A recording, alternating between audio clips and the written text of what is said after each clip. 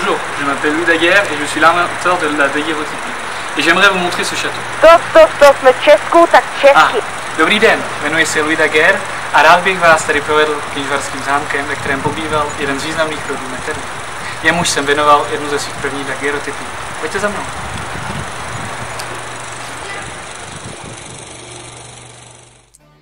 Nyní se procházíme po chodbách nevyslovitelné krásy spjaté s historií, sahajíc až ke konci 16. století, kdy byl zámek vybudován jako letní sídlo. Jeho podoba se od dob minulých značně změnila.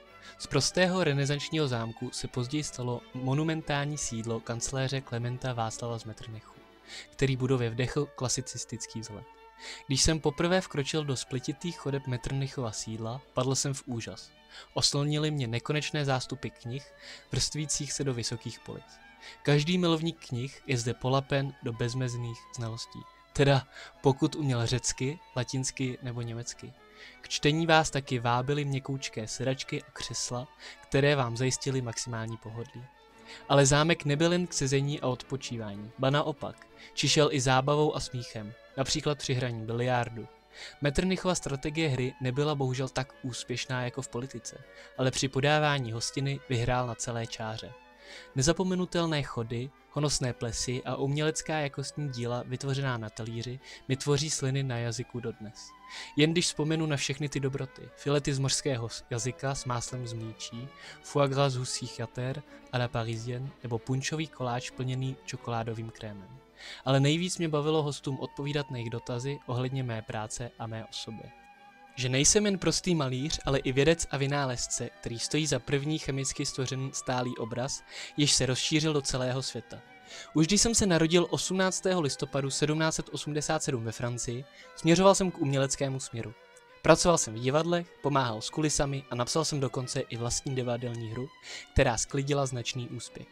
Ale k mé umělecké duši se připojila i zvídavost a vynalézavost a řekl jsem si, jak zachytit přesně okamžik bez použití štětce a umělecké nepřesnosti. Heuréka, přišel jsem na to, co použít chemii a fyziku.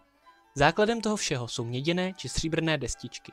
Jejichž povrch je pokryt vrstvou jodidu stříbrného, což je sloučenina citlivá na světlo. Po exponování snímku jsou destičky vystaveny působení rtuťových par, které fungují jako vývojka. Takto získaný obraz je nakonec ustálen v roztoku obyčejné kuchyňské soli. A to všechno vytvoří stálý realitu zachycující obrázek. No a právě jeden z nich jsem věnoval našemu hostiteli.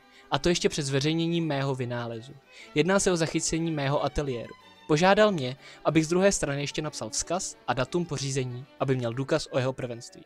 A určitě vás zajímá, proč jsem věnoval svůj vynález zrovna Metternichovi. Metternich usiloval o obnovení politické rovnováhy v Evropě. Chtěl zabránit případnému zneužívání moci a prosazoval principy, které by zabránily budoucím konfliktům. Jeho nápad je z nudného politického procesu zvaný kongres vytvořit prostředí, kde by kromě politických otázek mohly být projednávány i kulturní a společenské záležitosti a cílem bylo také posílit vzájemné vztahy mezi evropskými národy.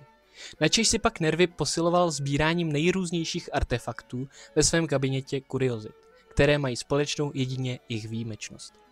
V jedné místnosti je vystaveno na 1800 předmětů, z nichž některé nemají ve světě srovnání. Mezi jeho nejcennější části patří i 2 egyptské mumie, z nich starší pochází z doby před 3500 lety. Vlajka ze 7leté války, při které Marie Terezie prohrála Slezsko.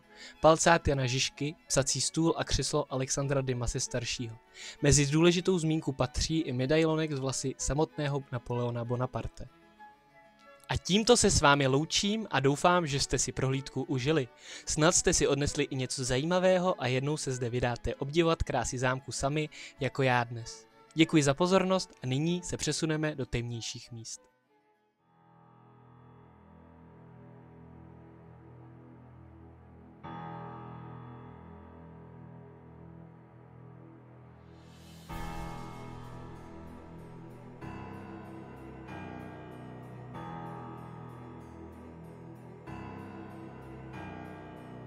Dobrý den, moje jméno je Václav Klement Lothar Metternich a právě se nacházíme v mojí hrobce, kterou jsem nechal přestavět původně z kostela svatého Václava. Na novou budovu s celým areálem jsem odkoupil v roce 1826 A v moment, co jsem se sem dostavil, tak mi to připomínalo mé rodné město a díky tomu jsem se rozhodl, že chci strávit zde svůj posmrtný život.